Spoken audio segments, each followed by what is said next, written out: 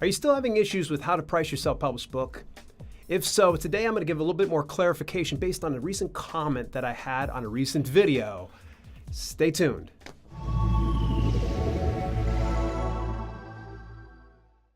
Welcome to Self-Publishing with Dale, and if you want to master DIY publishing, then make sure you subscribe and turn your notifications on to get the notifications on all my latest videos. Today is going to be Unscripted Sunday, and we're going to be planning on doing this very soon. It's going to be stripped down, very basic, a little bit more lower energy, lower key. But I wanted to give a good shout out here to one of my viewers, Sunny Auday. Sunny brought up a really good point on a recent video, how to price your self-published book. I was very basic, very brief in how I described how you should self-publish your book. There's so many factors that you need to kind of weigh in on. But to a certain extent, if you're a newbie self-publisher, I wouldn't bother with so many of those metrics, because what's going to happen is you're going to become very overwhelmed by the task of trying to publish your first book, your second book, or even your sixth book. Once when you get about, I'd say, a dozen publications deep, then that's probably when you want to focus on some of those finer metrics. So this is something I want to kind of bring up is, Sonny had mentioned, he said, we take into consideration how many pages, what's selling in the genre, amount of research, color or black and white pages, and so on. So there are finer metrics that you're going to want to pay attention to. So let's say, for instance, my self-published books in fitness. I'm going to try to focus on things that, say, Michael Matthews or Christmas Abbott or even someone like a Derek Doepker puts out, and figure out how many pages are they putting into it.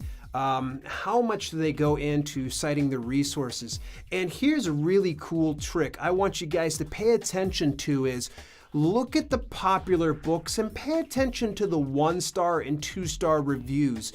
You're going to start to discover a pattern of complaints, be it editing, be it formatting. Maybe they're missing some information. Maybe they feel like other things need to be clarified. So there is another thing you're going to need to do is a little bit of recon. And if you want to dive in deeper to figure out why the reviews are being posted like that, I would really recommend purchasing that book. Yep, I know. You're probably going, I don't want to purchase my competition's books. Don't look at it that way. What you need to look at is, what are they doing? What are they doing that is making them so successful? I'm not telling you to plagiarize anything they're doing or steal exactly what they're doing, but you need to kind of figure out what's making them successful, how are they getting connected with their audience, and what you can be able to do to duplicate matching your audience, as well as delivering some of the things, the key elements that they're missing and why they're getting 1 to 2-star reviews. You can start to build on that. So hopefully this information's really helpful for you and can kind of help you build on top of that. Hey, remember that if you enjoyed this video, share it with at least one other person who is into DIY publishing too. And you can anticipate every Sunday, we're going to be doing an Unscripted Sunday. And of course, if you want to interact with me live, join me this Thursday, September 7th at 6 p.m. Eastern Standard Time. Till later, this has been Self-Publishing with Dale, and I'll see you guys soon.